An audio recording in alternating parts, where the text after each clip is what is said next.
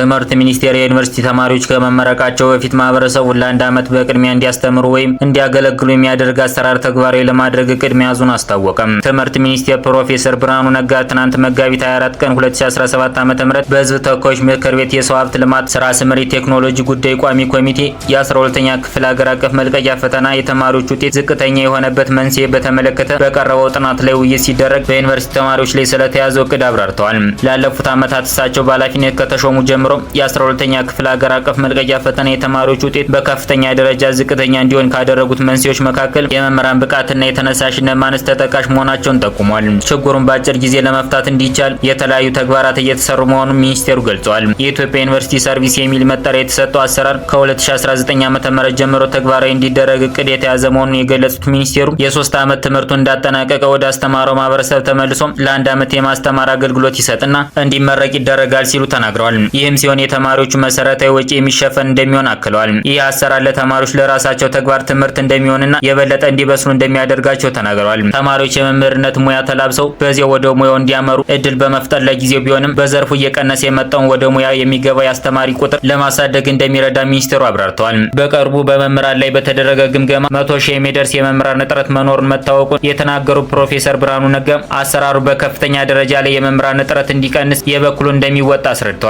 ወደ መምህርነት ሙያ የሚገቡ ሰዎችን ክፍተት ለማስተካከል ከተያዙ ዘርፎች ብዙ የማጥቂያ ስርዓቶች አንዱ መምህራን በአገሪቱ የፋይናንስ ስርዓት ውስጥ የራሳቸው ድርሻ እንዲኖራቸውና የኑሮ ውድነት እንዲቋቋሙ ለማድረግ የመምህራን ባንክ ማቋቋም አንዱ እቅድ መሆኑን አንስተዋል። ባንኩ በአንድ ዓመት ውስጥ ወደ ስራ ይገባል ብለን እንጠብቃለን ያሉት ሚኒስቴሩ በ2019 ዓ.ም ደግሞ በእርግጠኝነት ወደ ኢትዮጵያ ዩኒቨርሲቲ ሰርቪስ አሰራር እንደሚገባ ጠቁሟል።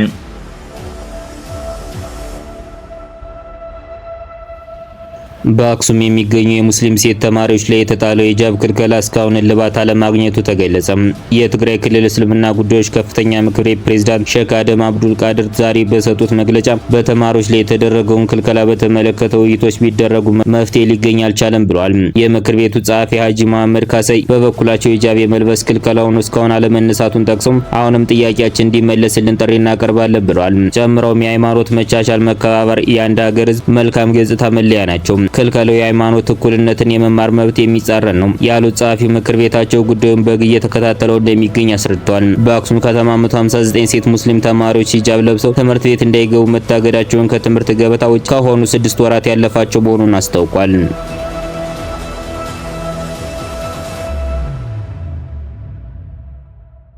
በአማራ ክልል በምዕራብ ጎንደር ዞን ቋራ ወረዳና በባህር ዳር ዙሪያ ወረዳ በኮሌራ ወረርሽኝ በርካታ ሰዎች እየተያዙ መሆኑን የክልሉ ህብረተሰብ ጤና ኢንስቲትዩት አስታወቀ።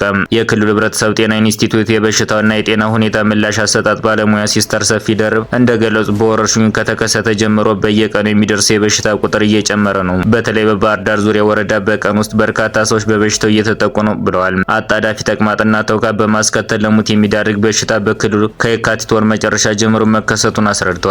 ሲስተር ሰፊ ደርብ የኮሌራ የተበከለ ውሃና ምግብ በመጠቀም የሚከሰት ሲሆን ሰዎች በብዛት በሚሰባሰብባቸው ቦታ በተለይም ንጹህ መጠጥ ውሃ እና ንጹህ የመጸዳጃ ቦታ በሌለበት አካባቢ በቀላሉ የሚተላለፍ በመሆኑ ጥንቃቄ እንዲደረግ ያሳስበዋል። በሽታውን ለመከላከል ከበሽተኛ ጋር ንክኪ ከተደረገ በኋላ እጅን በሳሙና መታጠብ፣ ውሃን በኬሚካል አክሞና አፍልቶ መጠቀም እንዲሁም የበሽታ ምልክቶች ከታዩበት በአቅራቢያ ወደሚገኝ የጤና ተቋም በመሄድ የሕክምና አገልግሎት ማግኘት ያስፈልጋል ብለዋል።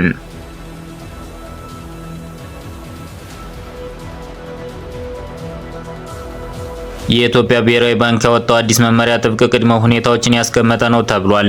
መመሪያው በባንኩ ዘርፍ የውጭ ሀገራት ተሳትፎ የውጭ ባንክ ተቀጥላ የውጭ ባንክ ቅርንጫፍና የእንደራሴ ብሎ የሚከፈል ሲሆን ወደ ስራ ከመግባታቸው በፊት የወንጀልና የታክስ ማጣራትን ጨምሮ ጥብቅ ምርመራ ማለፍ እንደሚጠበቅባቸው አስቀምጧል። የውጭ ባንኮች የደንበኞችን መረጃ በኢትዮጵያ ድንበር ውስጥ ብቻ ለማስቀመጥና ለመጠቀም ይገደዳል። ክፍያን በተመለከተ ከውጭ የሚገቡ ባንኮች ለምርመራ 200 ሺህ ብር ለፍቃድ እና ለእድሳት 400 ሺህ ብር መክፈል አለባቸው። መመሪያ የሀገር ውስጥ ባንኮችን ካፒታላቸውን መጨመር፣ የመረጃ አጠቃቀም ህጋቸውን ከሀገሪቱ ጋር ማስማማትና በቦርዶቻቸው ውስጥ የጾታ ብዛትን ማረጋገጥ ጨምሮ ደረጃቸውን ከፍ እንዲያደርጉ ደንግጓል።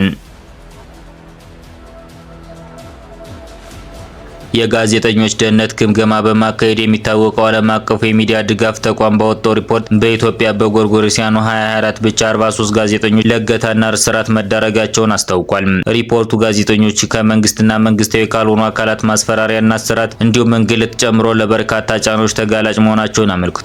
ከ60 ጋዜጠኞች ጋር በተደረገ ቃለ መጠይቅና በሰነድ በተመዘገቡ ጉዳዮች ላይ የተመሰረተው ሪፖርቱም በግጭት በተጎዱ አካባቢዎች ላይ ያሉ ጋዜጠኞች በተለይም በአማራ፣ ኦሮሚያና ቤኒሻንጉል ጉሙዝ ክልሎች ከፍተኛ አደጋ እንደሚያጋጥማቸው አረጋግጠናል። በሪፖርቱ መሰረት የታጠቁ ቡድኖች ጋዜጠኞች የቪዛ ክፍያ ለመቀበል ወይም ስለ ግጭቱ የሚወጡ መገናኛ ብዙሃን ዘገባዎችን ለመቆጣጠር እንዲሁም ቁሳቁሶችን ለመውሰድ በማሰብ በዘፈቀድ አስረዋል። በሌላ በኩል የመንግስት ባለስልጣናት ደግሞ ብሔራዊ ደህንነትና ብሔራዊ ጥቅምን በሚል ሰበብ ጋዜጠኞች እንዲታሰሩ ማድረጋቸውን ሪፖርቱ አመልክቷል። የኤርትራው ፕሬዝዳንት አማካሪ አቶ የማነ ገብረአብ የሚመራው ልዑክ ዛሬ ወደ ጁባ አምርቶ ከደቡብ ሱዳን ፕሬዝዳንት ሳልቫኪር ጋር ተወያይቷል። ልዑኩ ከፕሬዝዳንት ኢሳያስ አፈወርቂ የተላከ መልእክትን ለፕሬዝዳንት ሳልቫኪር ያደረሰ ሲሆን ኤርትራ ለደቡብ ሱዳን ያላትን ድጋፍ ገልጻለች። ሁለቱ ሀገራት በሁለትዮሽ ጉዳዮች ላይ የተወያዩ ሲሆን ፕሬዝዳንት ሳልቫኪር ለፕሬዝዳንት ኢሳያስ አፈወርቂ ያደረጉላቸው ወቅታዊ መልእክት ምስጋና አቅርበዋል። የኤርትራ ኢንፎርሜሽን ሚኒስቴር የማነ ገብረ መስቀል እንደገለጹት ውይይቱ በሁለቱ ሀገራት መካከል ያለውን ግንኙነት ለማጠናከር ያለመ ነው ብለዋል። በኢትዮጵያ ቦረና ዞን የሚገኙ 4993 የኬንያ ስደተኞች ወደ ሀገራቸው ለመመለስ ፍላጎት እንዳላቸው የኬንያ መንግስት አስታውቋል። እነዚህ ስደተኞች እንደ አውሮፓውያን አቆጣጠር በ2000 እና በ2005 በኬንያ በተከሰቱ ግጭቶች ምክንያት ወደ ኢትዮጵያ ተሰደዋል። የኬንያ የካቢኔ ሴክሬታሪያት ሙሳሊያ ሙዳቫዲ እንደገለጹ ስደተኞቹ በኢትዮጵያ በቆዩባቸው ዓመታት በቂ መሰረተ ልማት ባለመኖሩ እና ውሃ እጥረት ተፈትነዋል። መንግስታቸው ስደተኞች የሚመለሱበትን መንገድ እንደሚያመቻች ገልጸው ምንም አይነት ካሳ እንደማይሰጣቸው አስታውቋል። የኢትዮጵያና የኬንያ መንግስት ከዩኤንኤችሲአር ጋር በመሆን ስደተኞች የሚመለሱበትን ሁኔታ ተወያይተዋል። ስደተኞቹን መመለስ መቼ እንደሚጀምር አልተገለጸም። የኬንያ መንግስት ስደተኞቹን በሀገሪቱ ማህበራዊና ኢኮኖሚያዊ እንቅስቃሴ ለማሳተፍ ሼሪካ ፕላን የተባለ ፕሮጀክት አዘጋጅቷል። የአሜሪካው ፕሬዝዳንት ዶናልድ ትራምፕ በዓለም አቀፍ ንግድ ላይ አዲስ ታሪፍ እርምጃ ወስደዋል። ረቡዕ ዕለት በዋይት ሀውስ በሰጡት መግለጫ አሜሪካ ከሌሎች ሀገራት ጋር በምታደርገው የንግድ ልውውጥ ላይ አዲስ የታሪፍ መጠኖችን መጣላቸውን አስታውቋል። ትራምፕ እንደገለጹት ይህን እርምጃ አሜሪካ ቀዳሚ ለማድረግና የንግድ ጉድለትን ለመቀነስ ያለመ ነው። በአብዛኞቹ ሀገራት ላይ የተጣለው ታሪፍ ከ10% እስከ 49% የሚደርስ ሲሆን ኢትዮጵያም 10% ታሪፍ ተጥሎባታል።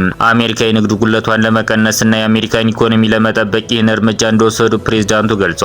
ከ20 በላይ ሀገራት ላይ የታሪፍ ጭማሪ የተደረገ ሲሆን ኢትዮጵያም ከነዚህ ሀገራት አንዷ መሆኗ ተዘግቧል።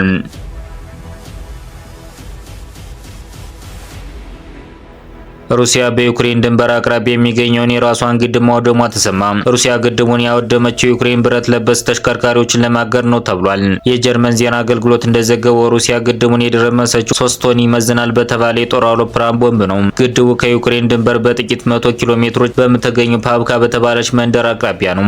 ዩክሬን በቤልጎሮድ ዞን የማጥቃት እርምጃውን እያጠናከረ እንደሆነ መረጃዎች ያመለክታሉ። የዩክሬን ጦር ግን በጉዳዩ ላይ እስካሁን ያለው ነገር እንደሌለ መረጃዎች ያመለክታሉ።